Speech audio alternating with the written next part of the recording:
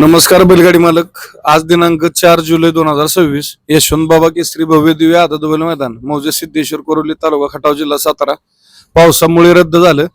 आणि त्यानंतर बैलगाडी मालकांचे फोन यायला लागले की प्रवेश फी संदर्भात.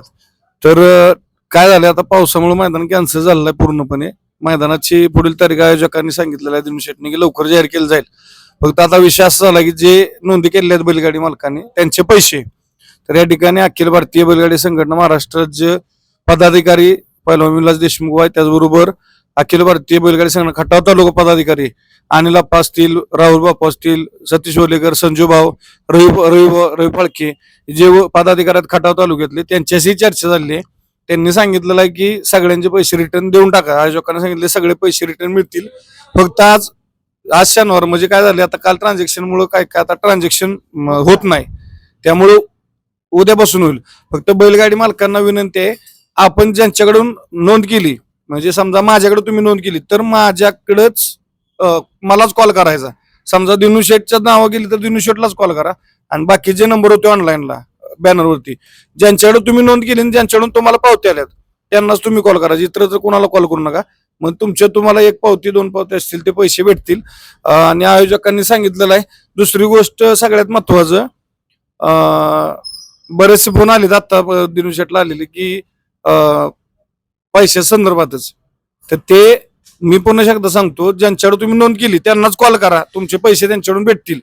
ज्या नंबरवरून तुम्हाला पावती आल्यात त्यांनाच कॉल करा. दिनू शेट काय सांगाल आता बैलगाडी मालकांना? पावसामुळे मैदान कॅन्सल झाल्यामुळं काय केलंय, आम्ही उद्या परवा घ्यायचं होतं मैदान, पण पावसाचं वातावरण असल्यामुळं आता आम्ही पुढे ढकलणार आहे. आणि ज्याच्या त्याच्या पावत्या आहेत ना, ते सगळ्यांचे पैसे मिळतील 1-2-3 दिवसात. फक्त जास्त फोन करून त्रास देऊ नका कोणाला. पैसे येणार 100% मिळणार का, तर मिळणारच सगळ्यांना. सगळ्यांशी बोलणं झालंय आमचं. आम्ही मैदान पुढे ढकललंय काय दिवस, पाऊस उघडेस तर पुढली तारीख काय 4 दिवसात कळवू आम्ही.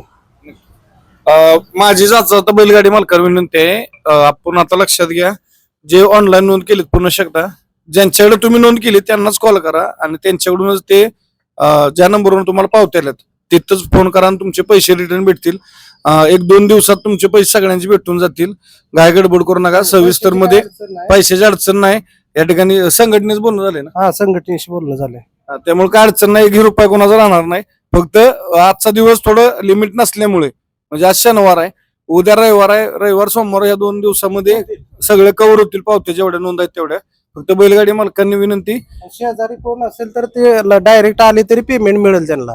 डायरेक्ट आले ना तर कॅश पेमेंट देतील पावत्या दाखवून. आणि जवळपासचं जर कोण असेल आपलं म्हणजे पंचक्रोशीतलं इथं तालुक्यातले, त्यांचं बाबा जवळपास येण्यासारखं, त्यांना कॅश पण भेटून जाईल, तशी काय अडचण नाही. आणि कुठल्या आपण बळी पडू नका. पुढची तारीख या ठिकाणी लवकर आयोजक जाहीर करतील. तुर्तास आता पावसामुळं बऱ्यापैकी मैदान कॅन्सलच झालंय, म्हणजे 100% कॅन्सलच आहे. थोडं ढकललं म्हणजे म्हणण्यापेक्षा 2 दिवसानं होतं. परंतु परत संघटना पदाधिकारी म्हणले की परत जर पावसाचं वातावरण सांगितलेलं आहे 7-8 तारखेपर्यंत पाऊस आहे, तर परत पाऊस आला 1-2 दिवसानं तर परत बैलगाडी मालकांचं पण आणि आयोजकांना सगळ्यांनाच म्हणजे त्रास होतो.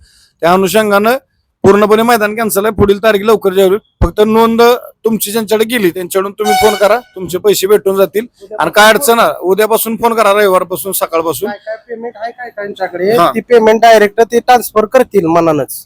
ज्या खात्यावर आलेत ना त्या खात्यावर माघारी ट्रान्सफर होतील. आणि लकीली समजा तुम्हाला काय प्रॉब्लेम वाटला, तांत्रिक अडचण आली तरी आम्हाला कोणाला कॉल करा. या ठिकाणी आम्ही कमिटी संपर्क साधून तुमचे योग्य ते ज्याचे पैसे आहेत त्याला भेटून जातील. धन्यवाद.